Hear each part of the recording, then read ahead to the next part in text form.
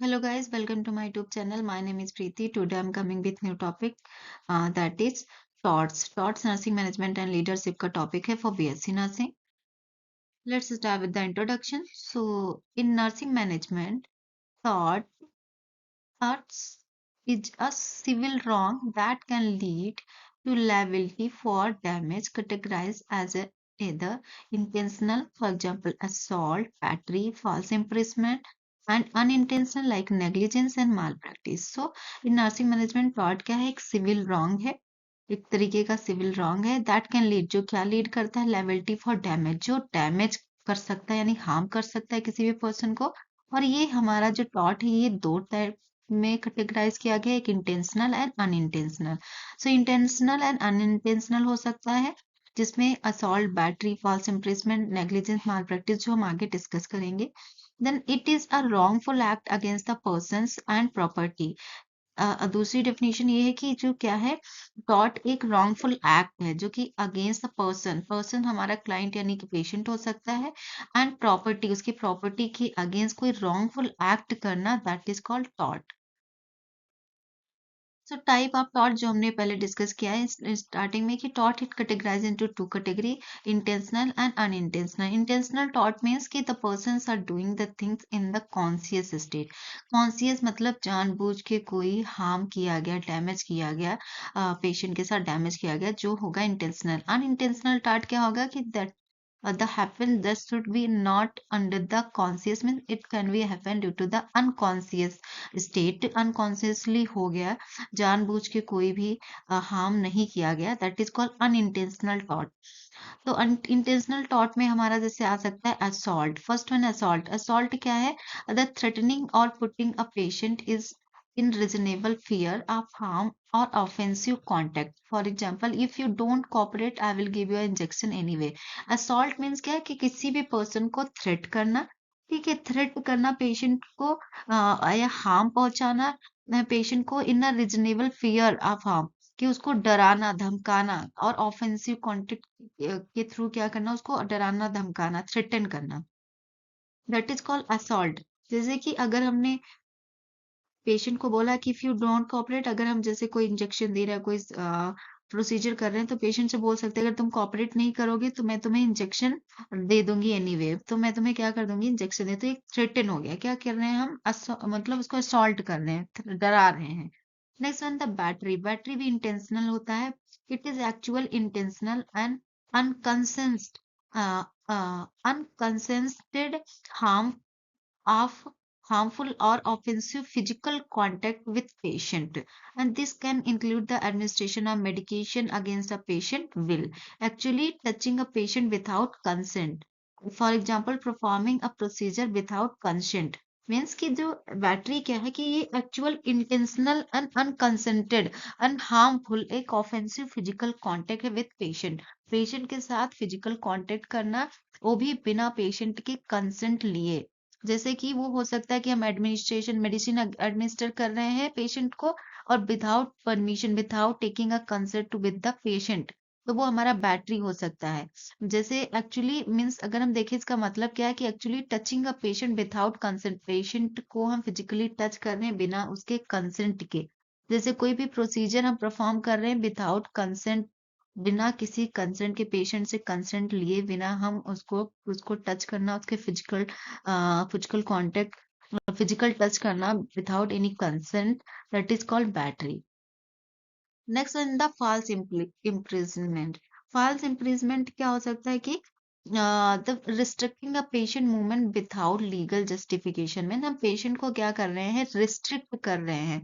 कि वो पेशेंट जो है वो मूवमेंट ना करे मतलब कि हम पेशेंट को रिस्ट्रिक्ट कर रहे हैं for their freedom without legal justification कोई बिना किसी लीगल जस्टिफिकेशन के पेशेंट की फ्रीडम को या मूवमेंट को हम रिस्ट्रिक्ट कर रहे हैं that is called false imprisonment जैसे कि locking a patient in a room patient को हमने क्या किया बिना किसी कंसर्न के बिना लीगल जस्टिफिकेशन पेशेंट को हमने रूम में लॉक कर दिया ये जानबूझ के इंटेंशनली किया गया है using restaurant without a physician order मतलब डॉक्टर ने कोई ऑर्डर ही नहीं दिया कि पेशेंट को रेस्टोरेंट लगाना है या उसको साइड ड्रिल लगाना है फिर भी हमने जबरदस्ती क्या किया पेशेंट में रेस्टोरेंट को यूज किया है that is also called the false imprisonment यानी कि means कि restricting a patient movement. That is also called the intentional tort. Then next one, the defamation. Defamation means what कि damage a person's reputation through a communication. मतलब कि patient जो है उसकी जो रेपुटेशन है, डी फेम फेम मतलब fame, उसका जो पर्सन का फेम है, रेपुटेशन है, उसको हम क्या कर रहे हैं, डैमेज कर रहे हैं कि फाल्स स्टेटमेंट देके पर्सन्स की जो रेपुटेशन है उसको डैमेज करना. So that is called the defamation. Defamation हमारा जैसे सेलेंडर. सेलेंडर मीन्स की स्पोकन डिफेमेशन, जो हम बोल के उसकी रेपुटेशन को खराब कर रहे हैं. एंड लेवल क्या हो सकता है, रिटन डिफेमेशन, जो हम कुछ उसके बारे में गलत रॉन्ग इन्फॉर्मेशन लिख के हम उसकी रेपुटेशन को खराब कर रहे हैं.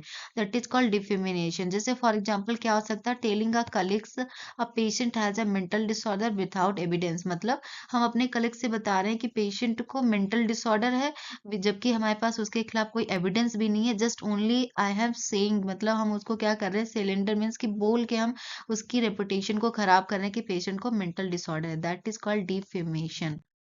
Next one is the invasion of privacy. Invasion of privacy means कि sharing a confidential information without consent. Person की या patient की हम क्या कर रहे हैं कि उसकी जो personal information, जो confidential information है, उसके बिना consent के हम दूसरों के साथ share कर रहे हैं. जैसे for example, discussing a patient information in public area में discuss कर रहे हैं, and posting patient data और photo on social media, या फिर हम उसके बिना ही इजाजत के हम उसकी इंफॉर्मेशन को क्या कर रहे हैं, उसके डेटा को, फोटो और उसको हम सोशल मीडिया पे शेयर कर रहे हैं. And accessing a medical record without authorisation, और उसके जो भी मेडिकल रिकॉर्ड्स हैं उनको हम एक्सेस कर रहे हैं बिना किसी अथोराइजेशन के. That is called इन्वेशन of privacy. मतलब उसकी प्राइवेसी को हम क्या कर रहे हैं, कॉन्फिडेंशियल इंफॉर्मेशन जो प्राइवेसी है उसकी, उसको हम डिस्क्लोज कर रहे हैं. पेशेंट की जो भी इंफॉर्मेशन है उसको डिस्क्लोज कर रहे हैं without consent. Next one in the unintentional टॉट, जो मोस्ट कॉमन इन नर्सिंग में अनइंटेंशनल टॉट है, that is negligence and malpractice. So negligence means कि the person failure to act as a reasonable prudent nurse would do in the same situation. ये nurse क्या है, वो fail हो जा रही, जो उसको एक्चुअल में रीजनेबल प्रूडेंट नर्स के थ्रू जो टास्क या एक्ट करना था, वो क्या कर रही है, नेग्लेक्ट कर रही है या फिर फेल हो जा रही है. दैट इज कॉल्ड कि नेग्लिजेंस मीन्स कि फेलियर टू प्रोवाइड अप्रोप्रिएट, कह सकते हैं कि प्रॉपर वो care provide, appropriate care provide करने में फेल हो रही है. एंड जिसकी वजह से पेशेंट क्या होगा, हार्म होगा, रिजल्टिंग इन हार्म, जिससे पेशेंट को हार्म हो सकता है. फॉर एग्जाम्पल जैसे कि not raising bed side rails for a fall risk patient. अगर हमने साइड रेल्स जो है पेशेंट को हमने साइड में लगाई है, अगर उसको हमने रेज नहीं किया, उसको साइड में खड़ा नहीं किया है, तो क्या होगा कि जो पेशेंट है वो हो सकता है फॉल हो सकता है, नीचे गिर सकता है. पेशेंट नीचे गिरने के उसके रिस्क बढ़ जाएंगे. तो नर्स क्या कर रही है, नेग्लेक्ट कर रही है. या फिर कोई बेड रिडन पेशेंट है, उसको प्रॉपर उसने पोजीशन ही नहीं दिया, क्योंकि बेड रिडन पेशेंट है तो उसको जो है बेड सोर होने के चांसेस ज्यादा हैं. तो अगर पेशेंट को, बेड रिडन पेशेंट को प्रॉपर रिपोजिशन नहीं कराएगी, नर्स नेग्लेक्ट करेगी, तो उसको क्या हो सकता है, उसको जो है वो बेड सोर हो सकता है, leading to a pressure sore and pressure ulcer lead कर सकता है. That is called negligence. Next one is the malpractice. Malpractice में प्रोफेशनल नेग्लिजेंसी. माल प्रैक्टिस मतलब जो professional negligency due to lack of knowledge हो सकता है. सो माल practice हम सही से अपना काम या ड्यूटी हम नहीं कर रहे हैं, लाइक ब्रीच ऑफ ड्यूटी कह सकते हैं. So occur when a nurse fail to follow a standard of care, जो स्टैंडर्ड ऑफ नर्सिंग केयर है उनको फेल हो जाना, उनको फॉलो ना करना proper standard of nursing care को, that is called malpractice. So इस element required to prove malpractice, जैसे क्या क्या एलिमेंट्स रिक्वायर्ड होते हैं माल प्रैक्टिस को प्रूव करने के लिए. सो प्रोफेशनल, अगर हम प्रोफेशनली नेग्लिजेंस कर रहे हैं, काम सही नहीं कर पा रहे, स्टैंडर्ड को मेंटेन नहीं कर रहे हैं, तो that is called mall practice. और उसको हम कैसे प्रूव कर सकते हैं, थ्रू उसकी ड्यूटी, ब्रीच ऑफ ड्यूटी की, जो उसकी ड्यूटी है एक्चुअल में, जो स्टैंडर्डाइज ड्यूटी उसको असाइन की गई है, वो प्रॉपर कर रही है कि नहीं कर रही है. साथ ही साथ कॉजेशन के थ्रू इंजरी एंड डैमेज को देख के हम फाइंड आउट कर सकते हैं. सो नर्सिंग स्टैंडर्ड की फॉलो कर रही है कि नहीं कर रही है. जैसे फॉर एग्जांपल क्या हो सकता है इसमें, malpractice administer a wrong medication, किसी कोई पेशेंट को जो है गलत मेडिसिन एडमिनिस्टर कर देना. या not monitoring vital science after surgery, surgery होने के बाद नर्स ने प्रॉपर उसका वाइटल साइन मॉनिटर ही नहीं किया। Then failure to document accurately, patient का डॉक्यूमेंट जो है वो एक्यूरेटली सही तरीके से उसने जो है डॉक्यूमेंट ही नहीं किया, रिकॉर्ड कीप ही नहीं किया, रिटन डॉक्यूमेंट बनाया ही नहीं सही से, तो that is called mall practice. So malpractice means professional negligence that causing the harm due to the failure to follow the nursing standard, जिससे क्या होगा, पर्सन को हार्म हो सकता है क्योंकि उसने प्रॉपर नर्सिंग स्टैंडर्ड को फॉलो नहीं किया। This is called malpractice. So this is all about the thoughts. I hope you all have understand. मिलते हैं नेक्स्ट वीडियो में। Thank you for watching my video.